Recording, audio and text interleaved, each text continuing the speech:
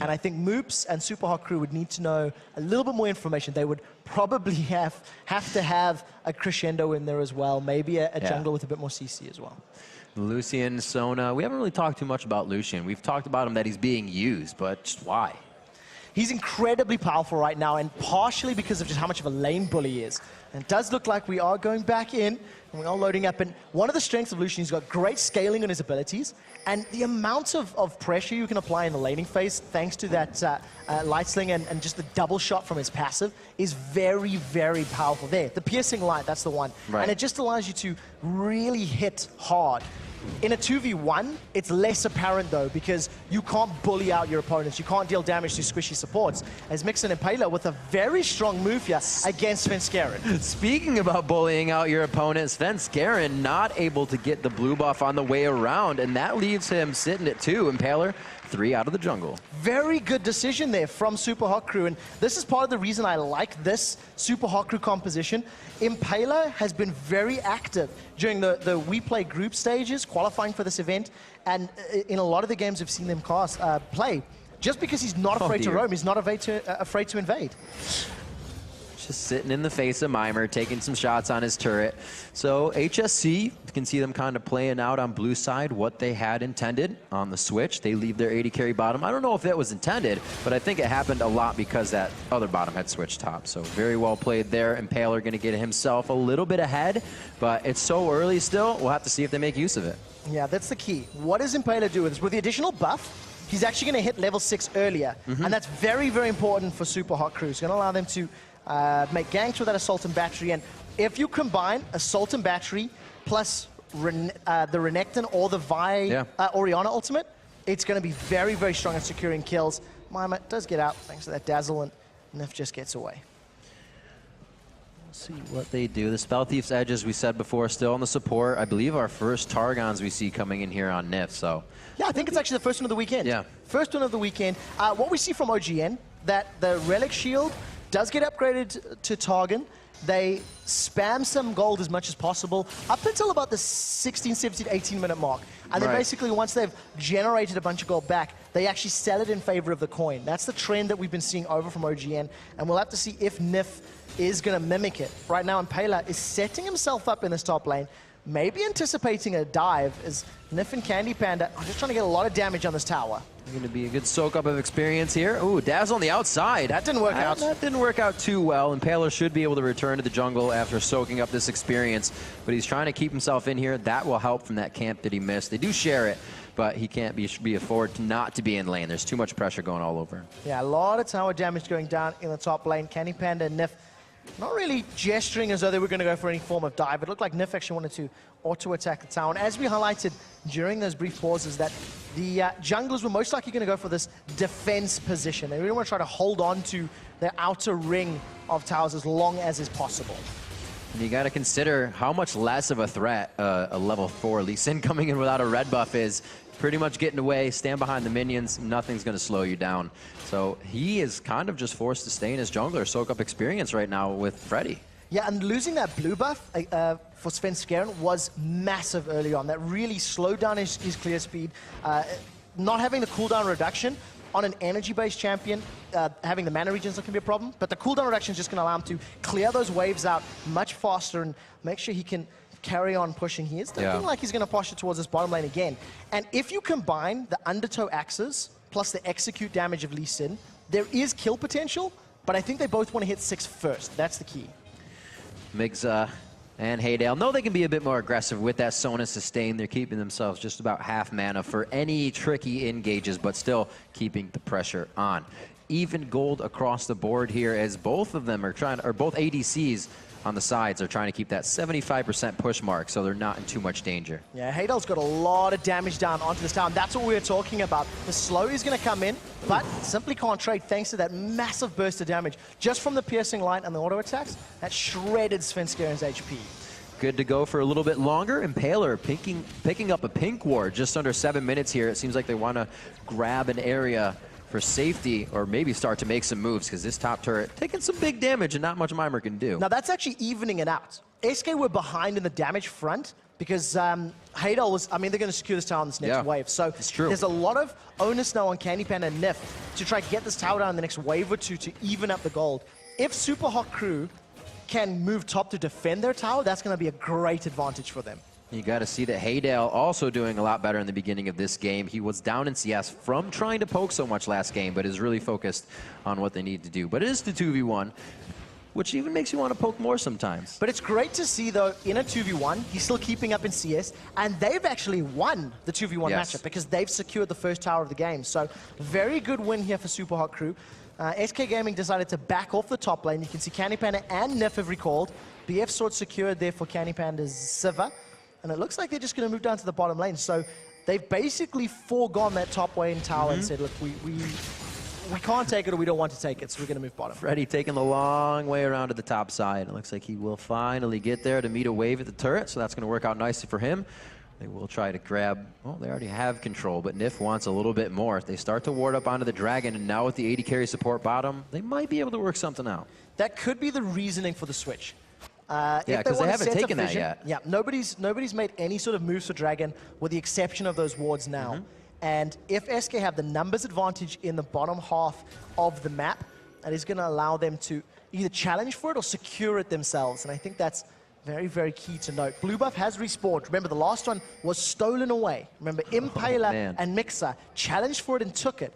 And reading it like a book, Nif knows they've dazzled him. Oh, they said we're here for our blue buff, and then they said, nope, that was ours. Inside the jungle is going to be the bungle, and it looks like Carry gets out the last tick, takes him down. The ignite from Migza coming out strong, and he is able to pick up the first blood for his team, and they maybe even need securing the second blue buff. Now, blue buff is picked up, and that is a monumental failure.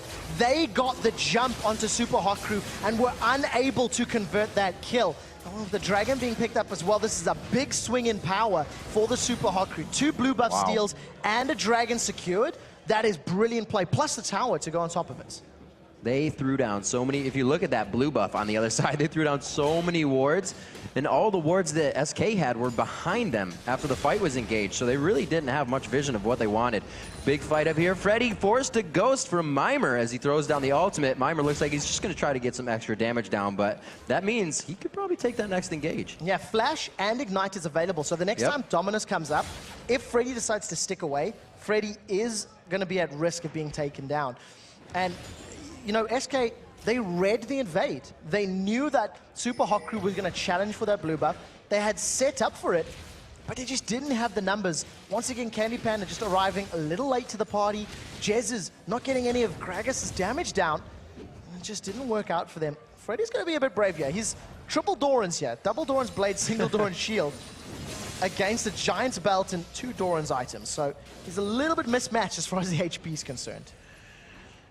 A lot of these Lucians throwing in that Ruby Crystal as they go along their build for the Bloodthirster into that Trinity Force. Keeping himself tanky, and you can see winning the shots versus Candy Panda. That's not giving them too much trouble, but they did push, so they can finally back in that bottom lane. We'll see what they pick up. It's only going to be sustained for Candy, so still that lane seems like it's going to be quite slow between them. Sustain on both sides, poke on both sides. Yeah, it comes down to, I think, jungler assistance in this case.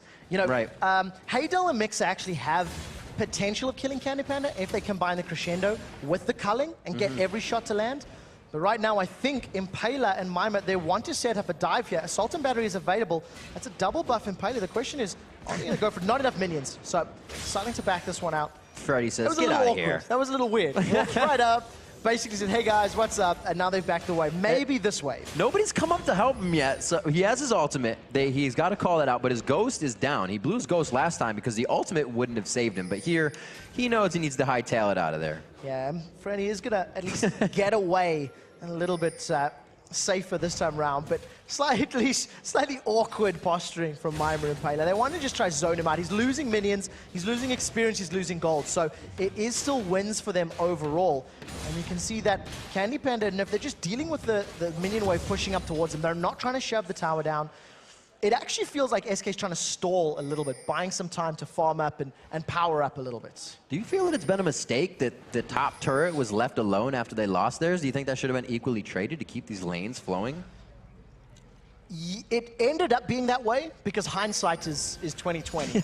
But the decision for that, you see Nif going down bottom, he sets up wards around Dragon. Right. They knew blue buff was respawning, and they knew Supa Crew was going to challenge for blue. That's true. But then they executed very poorly. You know, so the decision-making was good. It was there. The execution was poor, and that's why they lost blue buff and lost Dragon. Good point. And didn't get the tower at the same time. So, you know, it's only because we can break it down knowing how it planned out. But I think it's good that SK are thinking that far ahead. Absolutely. It does show forethought that they were not necessarily doing in game one. So the numbers also spell that out here, 18,000 to 15.5. We got 12.5 minutes in, and the first blood going over to Migza, so it's not too crazy. He was able to get the sight stone, which means they can get a little bit more coverage on the map. We'll see if he brings out his sweeper soon. Yeah, I guess once they start moving around the map, that's the key. You know, once they decide to start pushing into their opponent's jungles, it's about 13 minutes, so unless my math is terrible, in the next sort of minute and a half to 2 minutes, I think, is when the Dragon's going to be respawning. And that's most likely where we're going to see our next fight. Both of the teams are going to be aware of it, know roughly the time frame. And I think SK has to challenge. I don't think SK can afford to give up or give away any more of that global gold. Good wards in the bottom lane are keeping Candypan safe, but they see Migza going around. Will they try to do anything with this? I don't think so, because it looks like Sven Skaren is taking his wolves, or wraiths at the moment. Yeah, Sven Skaren feeding the pinch. Double Ruby Crystal in his items at the moment, you know.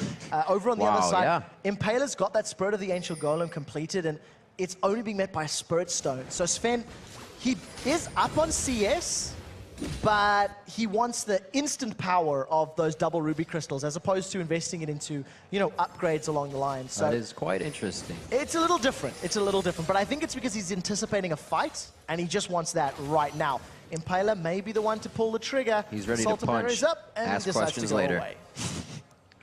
3K or 2.5K still sits between these two teams. Impaler looking for his third blue buff that's not really his, but SK says we are going to do everything in our power to stop this one from going to you guys. They have sent 4 now. Coming around the backside is going to be both Moops and Jesus. Yeah, Jesus is being zoned up. On the hunt comes out. That's Fence going over the wall. They've caught Moops. Moops is just on the outside. He throws it, but they flash over the shockwave, knock him down. Jesus picks up a nice kill there, and it's going to be 3 on the assist. That's a great decision from SK, realizing they can forego the blue buff to pick up a kill and the mid turret. If they then roll around to pick up Dragon, this is a great decision from the team. Now we do see Haydal defending it as in comes Impaler. Impaler trying to do just that, and he gets it back onto Candy Panda, forces the flash. The Sivir ultimate is down, so this is all that they can do for themselves. Clicking away, a nice crescendo going across the team. Nif is going to be the next to fall. Jez is on the outside with the blue buff, is going to be able to body slam away safely if necessary, but the 2 for nothing on that. Yeah, now Freddy's joined the party. That was a 4v4 really, as they did shut down Moops. This is going to be the tower falling in favor of Super Hot Crew if they can get the minion line to back it up. I keep getting too antsy, actually. SK Gaming end up losing the fight 2 for 0 in that mid lane engage. And a great little cheeky had move. gone down, but Cheeky move by Sven Skaren. Lands the Sonic Wave, kicks Mixer over the wall, and then follows it up to follow him with, but it wasn't enough to get to safety. And this is going to allow Super Hot Crew to actually pick up the Dragon now. So this is their second Dragon of the game, and it's going to give them a nice gold lead. Freddy may want to play, but there's nobody else supporting him, so not really going to work out for them. exit stage right, says SK, or rather SHC, as SK comes in from the top side. They get out safely. Starting to get a little bit of a gold discrepancy here, something we did not see in last game. Also in kills, and the turrets right now in favor of SHC. They were able to push down that bottom one quite quickly due to the 2v1 situation. Yeah, 4,000 gold lead right now is a pretty sizable amount, but the way that it was generated, I think, is more important. SK seem to be reading Super Hot Crew fairly well. They seem to be predicting the movements, but they're not capitalizing. They're not turning it into victories. They're not securing their blue buffs and things like that. So unfortunate for SK, they continue to fall behind. If they don't stop the rot soon, Super Hot Crew may be able to just instantly win any fight they choose because they're going to be able to just engage with Renekton and Vi, and nobody on SK can stop them right now. No one looking for too much aggression right now. Since the beginning of this game, we've seen the teams feeling a bit more comfortable. There were more early wards. They've been more engagements, but better fights this game. The nerves have kind of been shaken off, and everybody's a bit more controlled. We'll have to see what they can do in this top lane. We talked about the kill potential of the slows. We'll have to see if it works. We'll have to see if there's any kill potential here onto Mima. Svenskeren has managed to sneak in from the river, and they booted him backwards. They haven't hit the Q yet. He still has that to follow, and he does get it after the flash, but is it going to be enough? Where's the cripple? He's trying to keep him in. Oh, the assault battery comes in. The vault breaker. Do they take him down? Freddy in the trade for the retribution kill, and they are both forced to walk away. Trading 1-for-1 with Freddy being able to pick up that kill is pretty good news for him. He is falling a little bit behind on CS. Now Nif and Candy Panda, they want blood on Hadel. Hadel throwing out or calling. I don't know if he's going to be able to get out of this one. Oh, he says no, and Nif almost walked in that one. Crescendo's available if Mixer wants to go in. Are they going to go for it? That's the real question. Oh, he still had it. He tried to time it. To his credit, he tried to time it, but it does last quite a bit, and he gave his best effort. Great spell shield there from Candy Pandas. Medusi and Paella really bullying Svenskeren around. Do you see the sort of matching items as far as the defensive stats is concerned? One additional cloth armor, but it's not a massive amount of armor to rave about. Now, Supa Hot Crew continue to extend this lead. It's now 5,000 gold lead. They've got 4 kills to 2. They're still a tower up. Yeah. And I think they're playing this very well. They're playing it patiently, and they're not overcommitting, which I think is what SK's mistakes have been in defense of their buffs. Yep. It's a good way to put it. Coming up on it 20 minutes into this game. Kind of see everybody at their lull in power, but at their most to try to get something out of the game. Everybody's trying to finish that last core items. Both Moops and Jezzes have gone for the Athene's Unholy Grail, just favoring that cooldown and magic resistance, because that lane, like I said, it's the kill lane for those two. It's just a skill matchup. Now, I'm happy you actually talked about them, because I don't think we've seen much of them at all, really. Yeah. Moops and Jezzes have just been farming their way up, and it's pretty apparent that Moops is winning the farm battle, thanks to having 40 CS more than Jezzes at this point. Just a few. I mean, that's basically 2 kills worth of gold. Yeah, it's true. And it's already showing. Athene's completed plus the blasting wand. He hasn't completed his sorcerer's shoes yet. And even though he's a kill down, it is because 5 members of SK dove onto him. If he can land another good shockwave, that could be a game-changing moment that could lead to bigger objectives for Supa Hot Crew. And with blue buff respawning, it does look like SK may have the fight they're looking for. A little bit of a deep ward there coming out of Hadel. They want to be well aware of SK's positions. And it feels like every fight that's happened has been because of this blue buff. Impaler wants it so bad that it's the engagements. A little bit of a wall there in front of Impaler. He learned about that. Trying to go through walls doesn't work too well. Svenskeren going to take some damage. Calling all the way to the backside. Actually takes down Nif in the last few shots. A very nice reactive flash there. Trying to get themselves some more engagement, but they couldn't get it down. Now, Mima was actually going toe-to-toe with Freddy. Freddy did not use his Ragnarok, and it actually looked like he was able to scare Mima away a little bit. Mima's going to carry on farming, but the tower was secured. So even though the top lane fight is swinging a little bit even, Mima's going to be a bit cheeky and get out. Supa Hot Crew, they secure the second tower of the game. It's the mid lane tower. That's going to make it even easier to challenge on those blue buffs that we've seen them doing constantly throughout this game. I can't help but notice, he does have a kill. Obviously, that's going to help. It was first blood. Moby Boots, Ruby Sightstone, the Edge, and there's no Sightstone yet. The Targon's fully upgraded now, and he's still just trying to go out for consumables. It's a bit of a risky play from Nif, but on the same token, he's not had any money to work with. There's no global gold coming in. He's got 1 assist to his name. That's true. They haven't taken down the turrets. No dragons, no turrets. So there's nothing else supplementing his gold. The Targon's Brace has currently generated about 550 gold.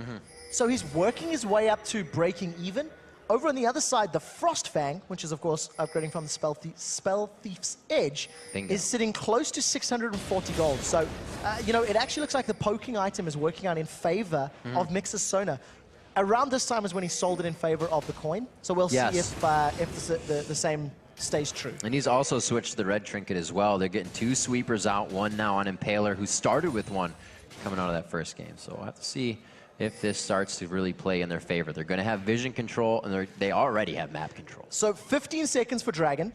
The blue buff was stolen by Supa Hot Crew, taken by Moops as it respawned after that last team fight. And you can see SK, they're setting up some vision. They don't want to give it away. Mima and Freddy, the slow battle of the tanky top laners, they're going in. The wet noodle fight continues, and it stops. They need to make some more noodles. Mimer's noodle's bigger, but Freddy's can be thrown. You can see it in their weapons. As it stands right now, SK do have a positional advantage on Dragon. If they want to start it, however, they run the risk of Super Hot Crew running down mid lane to the inhib turret. First tower secured there by a split-pushing Siva of Candy Panda, which, once again, he did in the previous game. I love that both of these teams are still trying to do everything they can, in which they should, but they are completely there in time. Like you said, SK has been kind of foreshadowing what they need to do for themselves, and they may just get pushed in and out of this Dragon. They're grouped up. The fight has started. Jesus is in trouble. Needs to do a defensive ult. It looks like Freddy could be getting hit up quite hard. It does get rocked around by the command shockwave. Everybody trying to regroup from that chaos, and it means flashing out of the fight right now for SK. That was quite a bit for them. And now to turn around, Dragon still very low. For SHC to go with that before fighting, this is so chaotic. Yeah, it's not over yet. Nif's now in trouble. He could go down at the end of this fight. A final shot from Haydel after the ability. 1-2 on the passive. Is it enough to finally take down Dragon? It is. We see SK backing. Yeah, there's not much they can do. Jez Oh, needs to be Jez a is little careful here. He is trying to be a bit cheeky. It's not going to work out in his favor. And, he's just got zoned out. Simple fact of the matter is he got zoned out by Super Hot Crew, and because Super Hot Crew could regroup and then challenge as a 5, SK Gaming couldn't use that explosive cask to displace Super Hot Crew and allow their mobility to reign supreme for them. So 5,000, 6,000 gold as it ticks up to 37,000 to 31,000 here. 2-1 in turret still, so the objectives have been quite a big focus. If you can say Impaler's been going for blue buff maybe, but the Dragon now being focused and probably some turrets to follow after these next fights. At least 1,000 gold separates each of these players. Yeah. With 1,500 between the supports. It's a big amount of money that Super Hot Crew have already invested into their items. Once again, Wet Noodle fight is barely going on between these top lanes. Spirit Visage and Sunfire Cape, in comparison to the Sunfire Cape and the Negatron Cloak, Freddy is very far behind right now. A complete item difference. And it's going to be a while before he's going to be able to even up that. Getting that minion with a Sunfire Cape. Just grabbed it right up. 24 minutes into this one, 7-3. It's going to be now another grand. It's like these guys have an investment account or something. It just goes up a grand while they walk around. See what they can do with this. That was the Trinity Force and the Bloodthirster being built out on Haydel, and he's just been having a heyday. 3-0-3, way better than he was performing last game, and it's really their game. They're in the driver's seat. It's no back feet for them. So two things definitely work into his favor. Number one, switching over to the Lucian has definitely helped him out in terms of damage and picking up the kills in the early game. As you can see, big chunk onto Candy Panda. Just a couple auto attacks. But the one thing that also is very important to note is the 2v1s. Super Hot Crew simply played the 2v1 better. And that one call, all the way back at 12 minutes, 13 minutes to say, defend blue buff from SK Gaming, is what started the snowball, started the spiral. Blue buff is like Baron this game. Oh, it does look like Mimer's going to be in trouble. Dazzle's going to come out. They've jumped on the Crocodile. Oh, is Mimer in trouble, though? The Croc tries to get out, throws down the Dominus. He is also going to bring Genesis into this one. There it is. Did he get the assist on that? Possibly not, but they know that Impaler is just on the other side waiting. Yeah, he's going to be able to dive in here. Assault and Battery is up, but he needed to use the Vault Breaker through the wall, so not going to be able to lock anybody up. And Mimer, he basically just pops Dominus to run away from 3. SK Gaming couldn't lock him down, couldn't chase him down, and he gets out cleanly. Game of mobility here. 3 boots on the board. Impaler trying to chase, Migza trying to chase, and also, obviously, Nith trying to get those dazzles down. Ladies and gentlemen, it is round 3. SK Gaming have lost 2 previous fights around this buff. They are going to try again, and hey, 3rd time's the charm, right? It worked for Young Buck and the Copenhagen Wolves yesterday. And is this that big, or are they putting it in their head that it is? They do not want Jez's to have the cooldown reduction and the spamming ability. And This is also, true. to maintain map control is working out for Super Hot Crew. Vision is there. The fact that SK is almost playing into Super Hot Crew's hands, Yeah. this is benefiting them. SK need to push somewhere else, make a play elsewhere on the map. Blue buff is still alive, and the fight's going to break out at any second, but SK don't want it. They're afraid of the engagements. SHC has the lead, and like you say, SK can't afford to just keep defending a blue buff. Initially, it was good for SK to respond and try outplay. Right. Now they're behind, and SHC's aware of it. I would dare say Super Hot Crew are baiting them into that decision. Every saying, time. We're going to challenge your blue. Come play with us. We'll secure Come your play blue. with- And if you stick around long enough, Yep. our toys are bigger than yours, and we're going to hurt you more. It's that simple. The 26th minute, it has just been a constant knocking on the door at that blue buff. SHC, got to give him credit for sticking with a strategy and not veering off. Freddy going to be engaged on here. The assault battery to the back line, making sure they stop both of them up. The ultimate coming out. Doesn't look like he's going to fall with Ragnarok, but they are going to try to re-engage. Nif, right in the middle of the fight, is going to be going down eventually. Mimer picks up the first kill of this one. Blood will be spilled as he picks up a second kill. Almost up to 10 kills here. Is it going to be going to Haydale on the other side of the map? Throws down the culling. Is it enough? He tries to get the last 2 shots off, but it's not in range. No, not this time around. I don't think he's been able to dash up. We'll have to see if the cooldown comes up quickly enough. Now, there's no more movement speed The chase from is Candy on. Panda. Trinity Force is giving additional speed. Haydale decides to back away. But another strong win, and Super Hot Crew doing 2 things well. Number 1, proving they're not colorblind and moving to the red buff to challenge for that one. And while they were moving to red buff, found members of SK Gaming, and they managed to pick up a team fight. They're like, hey, this is familiar. Exactly. No, hey, we're doing it on that side of the map. Let's do it on this side of the map. And just to go a little further back, when that little duking out was happening at blue, Impaler actually stole blue buff with smite. Just a nice hint and tip for everyone doing that. If you're invading to take a buff, use smite. It's safer, it's more secure, you don't run the risk of it being stolen, and donate your blue buff to your mid lane carry, because that's in a lot more controlled, safer environment. It's a nice thing to do. Yeah, it's a good guy thing to do. Come on. Turrets. Turrets not seeing as much attention this game. They've really taken a back seat to the kills. 9-3 now. The gold, much more different. We had up to 58,000 to 58,000, I believe, last game. Something really high. Something really astronomical. 45 now to 37. 8K gold lead coming in. That's items on every single person in the team. And this is also the biggest gold lead that we've seen yet between these 2 teams. Right. Or an extra item, I should say. Extra item in addition, thanks to the bonus gold. But it's just that Super Hot Crew are in control of this one, as they were in the later stages of the previous match. You know, SK tried to make moves, but failed in making them stick. And I hadn't noticed when the Spell Thief, the Moonblade was sold, but Talisman of Ascension has been picked up by Mixer. So the engage potential is even higher now. You know, he can speed up his whole team in conjunction with his Song of Celerity movement speed increase. And it's a very powerful in and out to help counter the power of that on the hunt. It's always nice to see your Orianna do that much damage. Now already having the Void Staff coming in. Glass Cannon builds quite a bit for these teams here as they may try to pressure this dragon, but it looks dangerous. Yeah, I think Moops basically secured it for his team thanks to some great damage. Nobody from SK can challenge because they've lost 50%. So when Karen even gets stunned up by Mimer, Mimer almost went in. He had that second, the dice to go back forward and decided to back away. Now the siege is on. Super Hot Crew with a numbers advantage and an HP advantage will be sitting underneath this tower to try to take it down.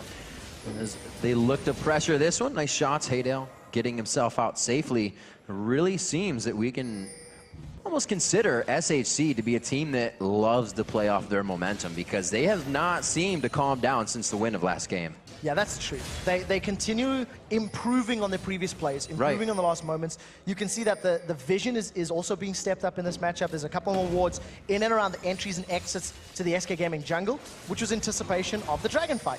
They knew their positions on it. The barrel comes up from Jez's, it's not enough. It was a good barrel to get in there to stop some damage. No follow-up, as you said, though. Could have been had. Good damage on the turret. Haydale getting in for great shots on that. Eventually going to fall, and this means right now SHC has to realize they could start putting themselves in the position they got put in. So they need to end it if this starts to happen. The one thing that they are doing right, they're sieging. They're forcing a split push. They're leaving Mimer in the top lane. And as you mentioned, SK didn't do this in the previous game.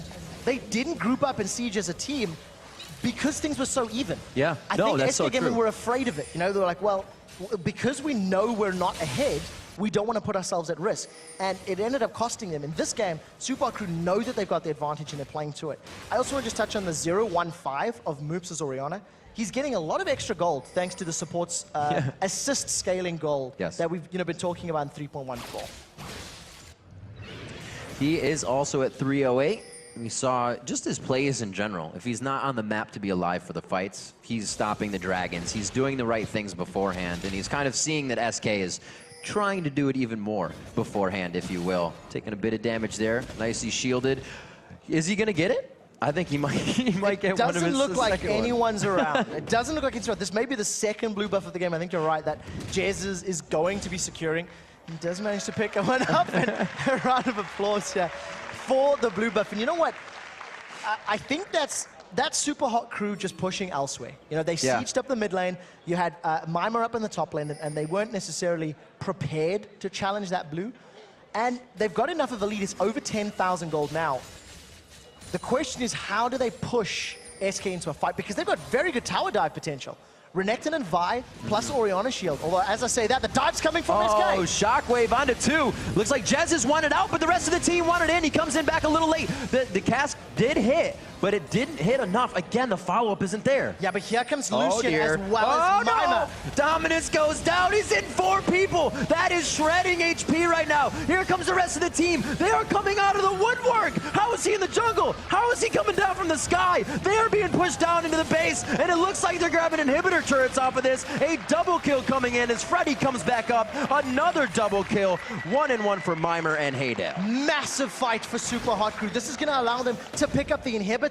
And like you said, Super Hot Crew coming out of the woodwork. That was a 3-man defense in the tower. Mimir and Haydale managing to join from the sides and just clean up. Here's going to be a replay, as we talked about. Now, the tower had already been pushed off. Look at Lucian coming in from the side angle. And Mimir just wrecks.